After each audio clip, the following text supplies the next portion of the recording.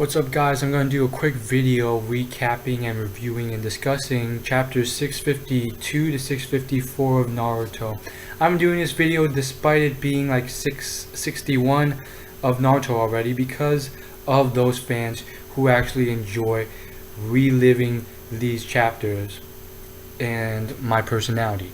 So quite simply, these chapters, pretty much the majority of them were sort of like, it wasn't even, I wouldn't call them flashbacks. It was like a alternate universe where everything was white and it was simply a talk between Naruto and Obito, and it seemed like Naruto somehow used this dimension to sort of instill all these images, because all of a sudden Obito in his sage form, all of a sudden he's in like a grass field and he sees his younger self, and then Naruto transforms into the younger form of Obito and says all this like really jarring stuff that like snaps him out of his state, and a lot of other stuff. Like there's one point where it was really creepy. There was Naruto, Kakashi, and Rin standing there, and half of them was the Sage 6 past form, him. The other half was Naruto, Rin, and Kakashi, and they were saying stuff like, just come to us, you can fulfill yourself without anyone. And it's hard to keep in mind that this is simply a cartoon or manga, because it's getting into really deep philosophical stuff. At the same time, the sort of values and themes that it's trying to sort of shout out, I think in certain ways it is somewhat naive, but at the same time we'll get to that. So that is the chapter as of a whole, and basically these three chapters were simply what was actually happening was in the concrete world. It was a battle, a tug-of-war battle between Obito and then pretty much every other ninja that was living, including the Edo Tenseis of the Naruto world. They were pulling, and what they were doing was Obito, the chakras had merged, and Naruto had done something to split off every single chakra. So they were simply trying to pull out each tailed beast chakras from Obito, and if they succeeded, which they did, the Bijus would be removed from Obito, apparently, supposedly, and we'll find out what happens in the next chapter. But what happened was they won this tug of war, which pulled out all the 9 tailed beasts from Obito, and so now potentially Shukaku can fight together with Gaara now, and most likely all the tail beasts will now join the fight against Obito and Madara. But it seems like Obito is now just powerless now. He's lost all his power, potentially, we don't know. And it's simply going to be a fight of Madara versus the world. Simply Madara versus the entire world, which I'm very curious to see how Madara is even going to last. Technically, he's almost there. The flower is about to bloom. If he can maybe it's I would think that it's halted completely, because now that they've ripped out the tailed beast, there's no more fuel. It's like an engine. If you break up one small part severely, it's not like you can get it to work again. You're going to have to get in there and completely fix the entire thing. It's not a simple system, but like, he's almost there. So if he can somehow find some loophole, and again with mangas, the sky is the limit, so he will most likely find some loophole or get close to finding a loophole and get defeated to cause this flower to eventually bloom.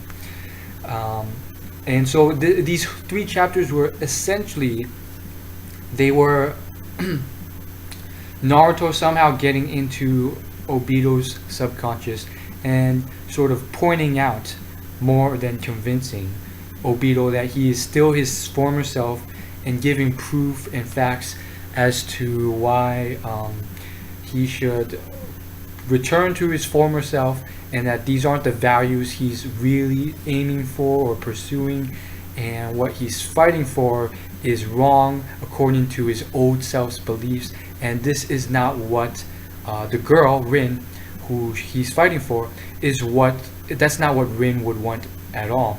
And on top of that, Naruto pretty much gives a lot of evidence to pretty much tell Obito that he chose to be Obito and keep his memories rather than allow the Biju to rip himself apart and become just an empty shell.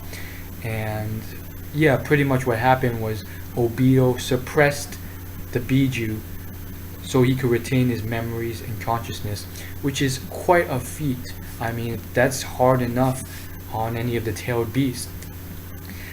Anyhow, now we get to my thoughts on it. These 3 chapters, I would rate a solid 8.5 out of 10 overall, which is a very high rating, very solid overall.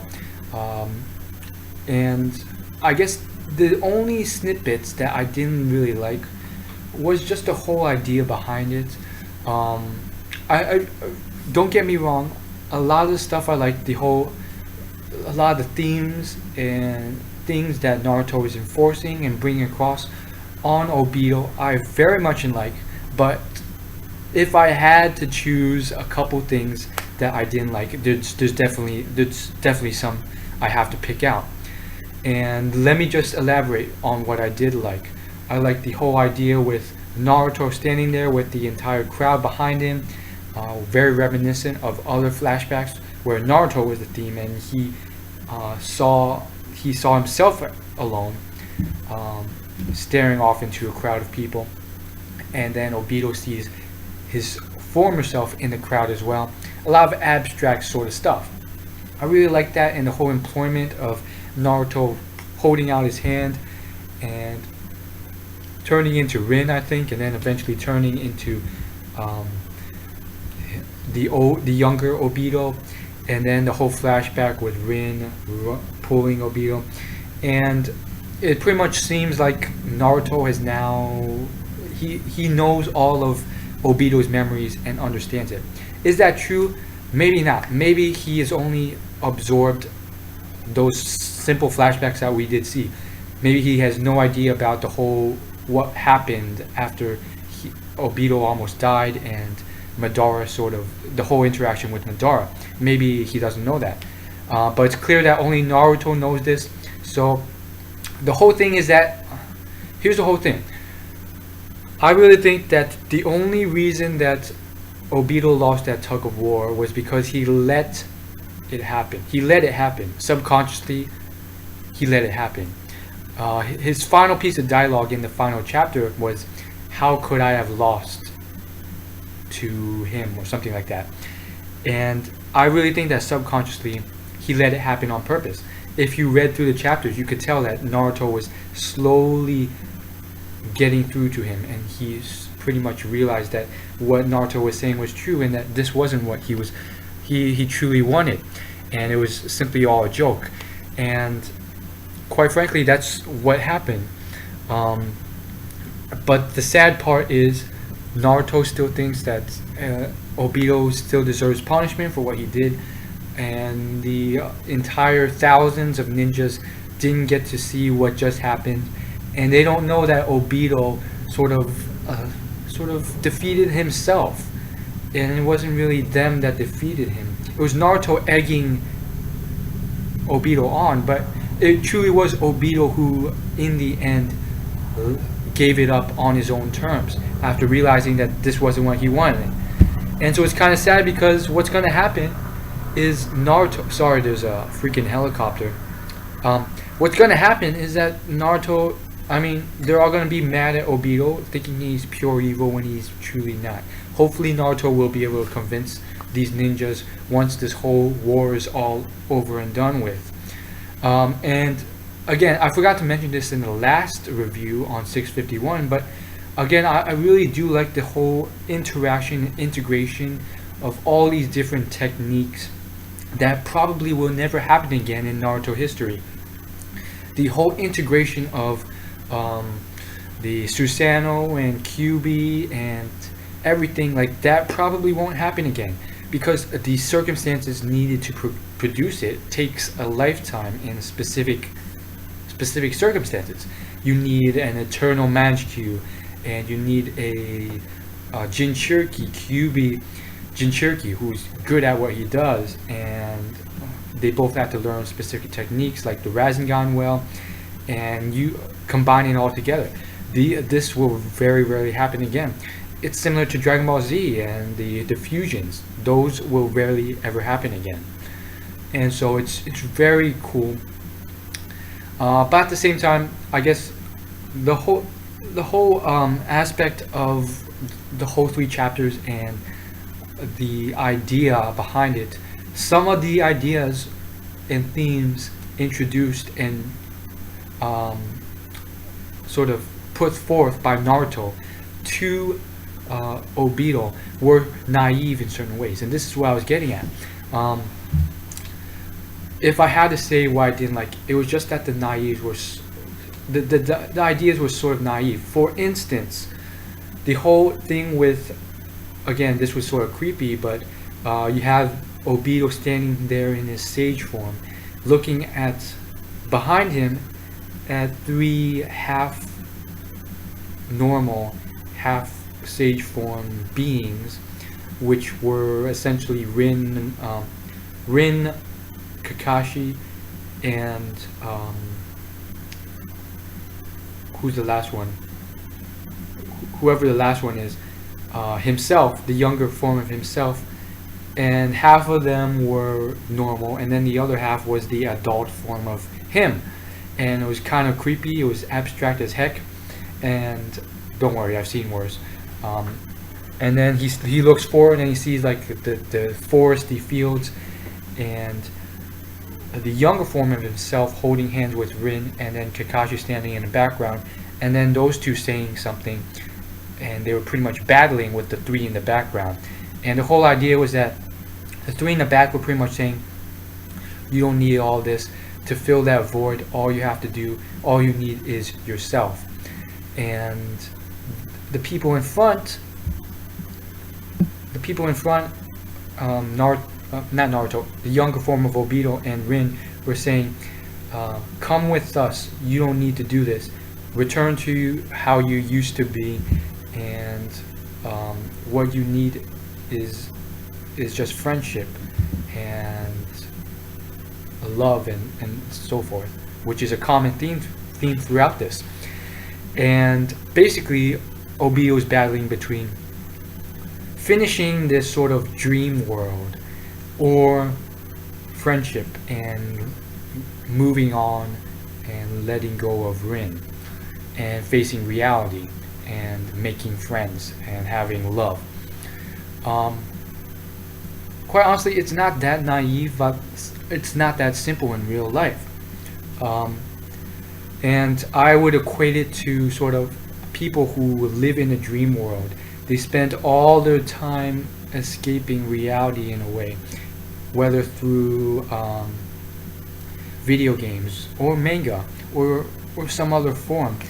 And then you got people who the other side of it is, excuse me, let me just silence this real quick. The other side of it is friendship and love and so forth.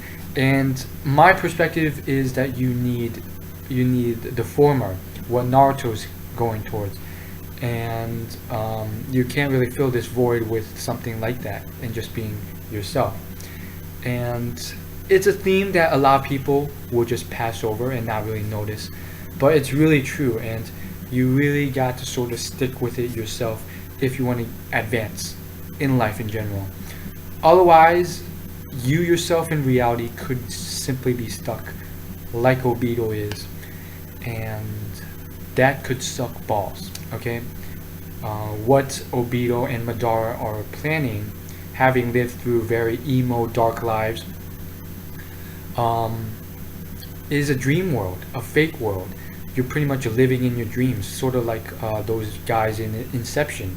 Uh, Rather than trying to change their reality and realizing that they have the potential to make a better and just as fulfilling life in reality, they avoid it in fear, and they're trying to sort of create some sort of fake dream world which they know isn't reality, but they're doing so in order to create a false pretense of peace and fulfillment. Most likely in this dream world, Obito is going to have some sort of fake genjutsu illusion of Rin, and that's just going to be screwed up. And quite frankly, his whole perception of Rin is screwed up. It's almost like a sort of idealistic, pedestaled version of her that's not truly how Rin is, and that kind of happens a lot in real life with a lot of dudes. They they put people on a pedestal and they create false projections and ideas of how these people are, when in reality they're far from that. And it's kind of creepy because that's what's gonna freaking happen. He's gonna live in some sort of dream world with Rin, and at least he has a good heart, because I mean, at the end of the day, he could have just genjutsu'd himself and just been happy in his fake reality. But he's seeking to achieve world peace by genjutsuing others. Quite frankly, it's clear now that the real mastermind behind all this is Madara, and I wouldn't be surprised if he sort of orchestrated all this to corrupt Obito in the first place. And we'll really see how it goes. And quite frankly, it really does relate a lot to a real world, because there is a lot of strife and turmoil and war outside of the United States of America, even inside it, but outside of it for sure. And there's a lot of debate about why and can we really solve all this. And it's really just down to people with different perceptions, opinions, limited resources in the world, and all this plays into it. One could reason that if everyone had unlimited resources, unlimited oil, money, everything else, then everything would be fine. But I doubt it, because people still have different opinions, and they're individualistic, and they like different things. And because of that, some people will like certain things and other people will dislike other things, just like this video. And because of that, there's always going to be fighting and turmoil, and that's just how it's going to play out. It's part of life. If everyone was the same and everything was just the same, it would be boring and drone-like. And sure, there may not be wars. There could potentially still be wars for whatever reason. But if everyone did think the same in theory, if everyone looked, thought, and believed in the same stuff, then there would potentially be no wars. But that would limit a lot of the cool stuff in the world. Quite frankly, despite there being a lot of dangers and hardships, if it wasn't for those differences, there wouldn't also be all the joys and happiness and amazing things in this world. Like strawberry shortcake, for instance, would not exist because it's a different individualistic thing. If all food tasted the same, we would never enjoy the greatness and awesomeness of individualistic things. If all girls freaking looked the same, you really wouldn't find a specific girl as special as some of the girls people have found. Some couples wouldn't really ever feel that happiness and enjoyment and connection that they would if everyone was the same, because there'd be no effort, no hardships, no turmoil to achieve that result, and therefore it wouldn't taste as great.